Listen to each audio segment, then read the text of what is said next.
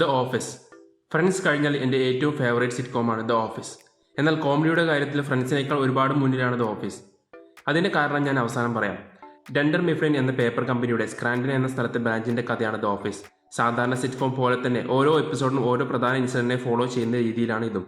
ഓഫീസിന്റെ ദൈനംദിന പ്രവർത്തനം ഷൂട്ട് ചെയ്യുന്ന ഡോക്യുമെന്ററി ക്രൂവിന്റെ ഫൂട്ടേജ് ആയാണ് സീരീസ് പ്രസന്റ് ചെയ്യുന്നത്. അതായത് തങ്ങളുടെ ചുറ്റും ക്യാമറ ഉണ്ടെന്ന് കഥാപാത്രങ്ങൾക്ക് അറിയാം. അതുകൊണ്ട് തന്നെ ഒരു ക്യാമറ തങ്ങളെ കാണുന്നുണ്ട് എന്ന ബോധത്തോടെയാണ് കഥാപാത്രങ്ങൾ എപ്പോഴും പെരുമാറുന്നത്. എന്നാൽ മിക്കപ്പോഴും ക്യാമറ ഉണ്ടെന്ന കാര്യം ഇവർ മറക്കുന്നു. അതുതന്നെയാണ് ഇതിലെ പ്രധാന നർമ്മ നിമിഷങ്ങൾ. അതേപോലെ ഇവർ ഇടയ്ക്കിടെ ഒറ്റയ്ക്ക് വന്ന് പ്രേക്ഷകരോട് സംസാരിക്കും, ഒരു ഡോക്യുമെന്ററി പോലെ. ഇവരുടെ ഈ സംസാരത്തിൽ പറയുന്ന കാര്യം ഇവർ ചെയ്തു കൂട്ടുന്ന കാര്യങ്ങളും തമ്മിലുള്ള വൈരുദ്ധ്യം നമ്മെ ഓരോ നിമിഷവും ചിരിപ്പിക്കും. അതുകൊണ്ട് ഇതിനെ ഒരു സിറ്റ്കോം എന്ന് വിളിക്കുന്നതിനേക്കാൾ ഉത്തമം മോക്യുമെന്ററി എന്ന് വിളിക്കുന്നതാണ്. ഇനി കഥാപാത്രങ്ങളിലേക്ക് വരാം. ആദ്യം പറയേണ്ടത് ഈ ഷോയുടെ എല്ലാമായ മൈക്കിളിനെ കുറിച്ച് തന്നെ. മൈക്കിൾ സ്കോട്ടാണ് ഈ ബ്രാഞ്ചിന്റെ റീജിയണൽ മാനേജർ. മൈക്കിൾ തന്നെയാണ് ഈ ഷോയുടെ നട്ടെല്ല്. ആദ്യമായി സീരീസ് കണ്ടു തുടങ്ങുന്ന എല്ലാവരും ഒരേപോലെ ചിന്തിക്കുന്ന കാര്യമാണ് ഇയാളുടെ തലയ്ക്ക് വരെ കുഴപ്പമുണ്ടോ എന്ന്. കാരണം ഇയാൾ കാട്ടിക്കൂട്ടുന്ന കാര്യങ്ങൾ അങ്ങനെയാണ്. നേരത്തെ പറഞ്ഞല്ലോ, ഷൂട്ടിംഗ് ആണെന്ന് എല്ലാവർക്കും അറിയാമെന്ന്. അതുകൊണ്ട് തന്നെ ക്യാമറയെ ഒരു അവസരമായി ഉപയോഗിക്കുന്ന ആളാണ് മൈക്കിൾ. താനൊരു രസികനാണെന്നും എല്ലാവർക്കും തന്നെ ഇഷ്ടമാണെന്നും എങ്ങനെയെങ്കിലും പ്രേക്ഷകരെ അറിയിക്കാൻ അയാൾ ശ്രമങ്ങൾ നടത്തിക്കൊണ്ടേയിരിക്കുന്നു. ഒരു ബോസ് എന്ന രീതിയിൽ താൻ ഭയങ്കര കൂൾ ആൻഡ് ഫൺ ആണ് എന്ന് ഇത് കാണുന്നവരെ തോന്നിപ്പിക്കുക.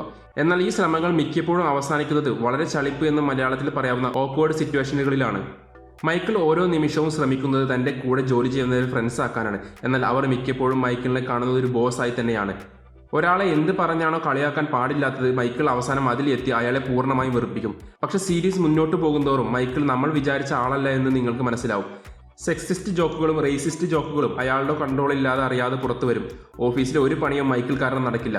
ആരാണ് ഇയാളെ പിടിച്ച് മാനേജർ ആക്കിയത് എന്ന് നമ്മൾക്ക് ആദ്യം തോന്നും. എന്നാൽ എന്ത് കഴിവ് കൊണ്ടാണ് മൈക്കിൾ ഒരു മാനേജറായി ഇരിക്കുന്നത് എന്ന് നമുക്ക് മനസ്സിലാകുമെന്ന് മാത്രമല്ല, ഇതുപോലൊരു ബോസ് ഉണ്ടായിരുന്നെങ്കിൽ എന്ന് നമ്മൾ ആഗ്രഹിച്ചു പോകും. ആളുകളെ രസിപ്പിക്കാൻ ശ്രമിച്ച ഒരു വെറുപ്പിയായി മാറുന്ന അയാൾ ഒരു കിടിലൻ മനുഷ്യനാണ് എന്ന് മനസ്സിലാവും. മൈക്കിൾ കാരണം സീരീസ് കാണാൻ തോന്നുന്നില്ല എന്ന് പറഞ്ഞ എൻ്റെ ഒരു സുഹൃത്ത് കുറച്ച് സീസൺ കഴിഞ്ഞ് പറഞ്ഞത് മൈക്കിൾ എന്തൊരു മനുഷ്യനാണ് എന്നാണ്. അത് തന്നെയാണ് നിങ്ങൾക്ക് തോന്നുക. സ്റ്റീവ് കറേൽ എന്ന നടനെ അക്ഷരാർത്ഥത്തെ നമിച്ചു പോകും. മൈക്കിളിനെ കുറിച്ച് പറയാനാണെങ്കിൽ അതിനൊരു സെപ്പറേറ്റ് വീഡിയോ തന്നെ വേണ്ടിവരും. അത്രയ്ക്കും ആഴമുള്ള ഒരു ഡൈവേഴ്സ് ക്യാരക്ടറാണ് അയാൾ. Little kid lover. That way people will know exactly where my priorities are at. അടുത്തതായി Dwight Schrute. Assistant regional manager എന്ന് സ്വയം പറയുമെങ്കിലും എല്ലാവരും അത് തിരുത്തി assistant to the regional manager എന്ന് പറയും. ഡ്വൈറ്റ് ഒരു പ്രത്യേക ടൈപ്പാണ്. അങ്ങനെ ആരെയും നമ്മൾ ചിലപ്പോൾ ജീവിതത്തിൽ ഒരിക്കലും കണ്ടിട്ടേ ഉണ്ടാകില്ല. എങ്ങനെയും മാനേജർ ആവുക എന്ന ലക്ഷ്യത്തോടെ ജീവിക്കുന്ന ആളാണ് ഡ്വൈറ്റ്. അതിനുവേണ്ടി എന്തും ചെയ്യാൻ മടിയില്ല. തന്റെ ബോസായ മൈക്കിൾ എന്ത് പറഞ്ഞാലും മൈക്കിളിനെ പ്രീതിപ്പെടുത്താൻ അതിലെല്ലാം കൂടെ നിൽക്കും. മൈക്കിൾ ആത്മഹത്യ ചെയ്യും എന്ന് പറഞ്ഞാൽ ഡ്വൈറ്റ് അതിനുവേണ്ട എല്ലാ സഹായവും ആത്മാർത്ഥമായി ചെയ്യും.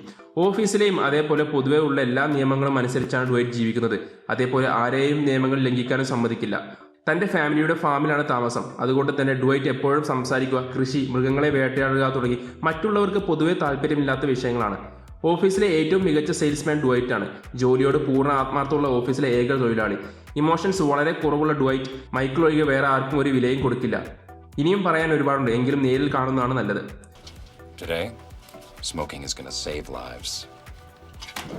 അടുത്തത് ജിം ഹാൽപർട്ട്.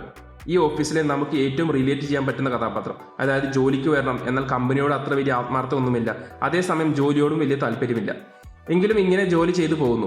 ജിമ്മിന്റെ പ്രധാന എന്റർടൈൻമെന്റ് ഡ്വൈറ്റിനെ പ്രാങ്ക് ചെയ്യുക എന്നതാണ്. സീരീസ് ഉടനീളം ജിം ഡ്വൈറ്റിനെ പ്രാങ്ക് ചെയ്യുന്നുണ്ട്. അതേപോലെ ചുരുക്ക സമയങ്ങൾ ഡ്വൈറ്റ് അത് തിരിച്ചും കൊടുക്കുന്നുമുണ്ട്. ജിമ്മിനെ കുറിച്ച് പറയേണ്ട മറ്റൊരു കാര്യമാണ് പാം എന്ന റിസപ്ഷനിസ്റ്റോടുള്ള ക്രഷ്.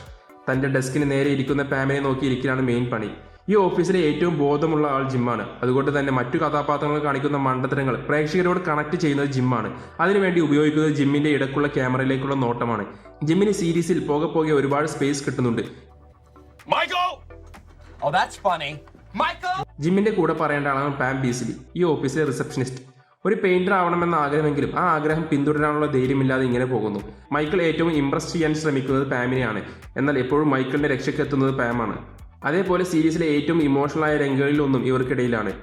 ജിമ്മിന്റെ ഓഫീസിലെ ബെസ്റ്റ് ഫ്രണ്ടാണ് പാം. ജിം ഒപ്പിക്കുന്ന എല്ലാ പ്രാങ്കിലും പാമിനും പങ്കുണ്ടാവും. ഇവരുടെ റൊമാൻറ്റിക് ട്രാക്ക് തന്നെ സീരീസിന്റെ ഏറ്റവും വലിയ അട്രാക്ഷനുകളിൽ ഒന്നാണ്.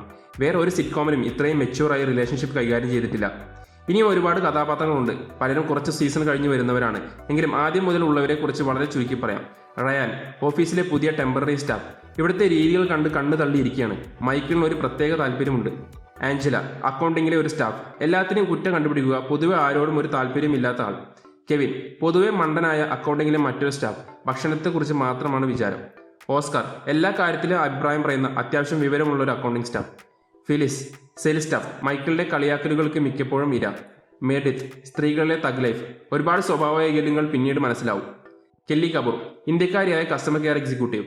ഇപ്പോൾ റയാനെ ഒരു നോട്ടമുണ്ട്, ഓഫീസിലെ വായാടിയും ഗോസിപ്പ് പരത്തുന്ന ആളും. സ്റ്റാൻലി, മറ്റൊരു സെയിൽസ് സ്റ്റാഫ്. റിട്ടയർ ആവാറായതുകൊണ്ട് ജോലിയോട് തീരെ ആത്മാർത്ഥയില്ല. ഓഫീസിലെ ഏറ്റവും ഇഗ്നോറന്റ് ആയ ആൾ, വരിക പോവുക എന്ന ചിന്ത മാത്രം. ക്രീഡ്, ഓഫീസിലെ ഏറ്റവും മിസ്റ്റീരിയസ് കഥാപാത്രം. ആക്ച്വലി തന്റെ ജോലി എന്താണെന്ന് പോലും ക്രീഡിന് അറിയില്ല. സീരീസിൽ പിന്നെ അങ്ങോട്ട് ഇയാളെക്കുറിച്ച് കൂടുതൽ അറിയുമ്പോൾ ചിരിച്ചൊരു വഴിയാവും. ഇങ്ങനെ നിരവധി കഥാപാത്രങ്ങൾ, എല്ലാവർക്കും നല്ല ക്യാരക്ടർ ഡെവലപ്മെന്റ്. ആദ്യം നമുക്ക് വലിയ താല്പര്യമില്ലാത്തവരൊക്കെ പിന്നീട് നമ്മുടെ ഉള്ളിൽ നിറക്കുന്ന സന്തോഷം ചെറുതല്ല. പല കാരണങ്ങൾ കൊണ്ടും ഈ series friends, how I met your mother പോലെയുള്ള സാധാരണ സിറ്റ്കോമുകളേക്കാൾ മികച്ചതാണ്. പ്രധാനമായും ഇതിലെ കാസ്റ്റ്. മറ്റ് സിറ്റ്കോമുകളിൽ 5-6 പേരെ മാത്രം പിന്തുടരുമ്പോൾ ഇതിൽ 10-ൽ കൂടുതൽ പേരുടെ കഥ പറയുന്നുണ്ട്. എല്ലാവർക്കും തുല്യ പ്രാധാന്യമില്ലെങ്കിലും അത് നമുക്ക് തോന്നുകയില്ല. മറ്റൊരു കാര്യമാണ് ലോഫ് ട്രാക്ക്. ഇതിലെ ലോഫ് ട്രാക്ക് അഥവാ ബാക്ക്ഗ്രൗണ്ടിലെ ചിരിയില്ല. ലോഫ് ട്രാക്ക് ഇല്ലാത്തത് കൊണ്ട് തന്നെ കോമഡി ഒട്ടും ഫോഴ്സ്ഡ് അല്ല. അതേപോലെ ഒരു എപ്പിസോഡിൽ കൂടുതൽ കോമഡികൾക്ക് സമയവും കിട്ടുന്നുണ്ട്. മാത്രമല്ല സീരീസിന് ബാക്ക്ഗ്രൗണ്ട് മ്യൂസിക്കും ഇല്ല.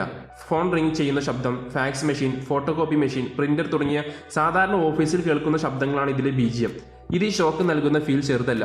ഇതിലെ കഥാപരിസരം പറഞ്ഞാൽ സാധാരണ സിറ്റ്കോമുകളിൽ മിക്കവാറും ഫ്രണ്ട്ഷിപ്പ് ബേസ് കഥകൾ പറയുമ്പോൾ ഇവിടെ എല്ലാം ഉണ്ട്. ഫ്രണ്ട്ഷിപ്പ്, റൊമാൻസ്, മാത്രമല്ല ഒരുപാട് വർക്ക് റിലേറ്റഡ് കോമഡികളും മൈക്കിൾ ചെന്നെത്തുന്ന വളരെ യുണീക്കായ പല സിറ്റുവേഷനുകളും ഇതിലുണ്ട്. Fire drill, CPR training, basketball episode ഒക്കെ ഇതിന് ഉദാഹരണമാണ്. അതേപോലെ സോഷ്യൽ ഇഷ്യൂസിനെ കുറിച്ച് പറയാനും ഷോ മടിക്കുന്നില്ല എന്നത് വലിയ കാര്യമാണ്. Abuse at work, racism, homophobia പോലെയുള്ള വിഷയങ്ങൾ സീരീസ് എടുത്തു കാണിക്കുന്നുണ്ടെങ്കിലും മൈക്കിളിന് അവയോടുള്ള സമീപനം പ്രേക്ഷകരെ ചിലപ്പോൾ തെറ്റിദ്ധരിപ്പിച്ചേക്കാം എന്നൊരു ഭയമുണ്ട്.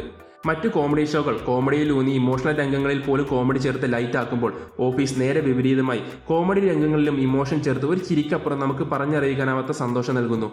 ബ്രിട്ടീഷ് സീരീസായ ഓഫീസിന്റെ അമേരിക്കൻ പതിപ്പ് എന്ന രീതിയിലാണ് ആദ്യം ഓഫീസ് വന്നത്. ബ്രിട്ടീഷ് വേർഷൻ ആകെ 2 സീസൺ മാത്രമേ ഉള്ളൂ. എന്നാൽ അമേരിക്കൻ വേർഷൻ 9 സീസണുകളായി 201 എപ്പിസോഡ് വരെ എത്തി എക്കാലത്തെയും ഏറ്റവും മികച്ച സിറ്റ്കോമുകളുടെ പട്ടികയിൽ മുകളിലെത്തി. അതുകൊണ്ട് തന്നെ ആദ്യ 2 സീസൺ കുറച്ച് ഡാർക്ക് കോമഡിയായി തോന്നും. പിന്നീട് സീരീസ് മൊത്തം ഒരു ചേഞ്ചാണ്. ശേഷം ടോപ്പ് ഗിയറിലാണ് പോകുന്നത്. ബിഞ്ച് വാച്ചിങ്ങിന് പറ്റിയ ഏറ്റവും നല്ല സിറ്റ്കോമുകളിൽ ഒന്നാണിത്. ഈ ലോക്ക്ഡൌൺ സമയത്ത് നെറ്റ്ഫ്ലിക്സിൽ ഏറ്റവും കൂടുതൽ പേർ കണ്ട ഷോയും ഇത് തന്നെ. ഫ്രണ്ട്സിന് ശേഷം വന്ന എല്ലാ സിറ്റ്കോമുകളും മത്സരിച്ചത് ഫ്രണ്ട്സിനോടാണെങ്കിൽ ഇപ്പോൾ വന്നുകൊണ്ടിരിക്കുന്നവയും വരാൻ പോകുന്നവയും മത്സരിക്കുന്നത് ഓഫീസിനോടായിരിക്കും. എന്നാൽ ഇവയ്ക്കെല്ലാം ഓഫീസ് ഫിനാലെ തന്ന സംതൃപ്തി നൽകാനാമോ എന്നത് സംശയമാണ്.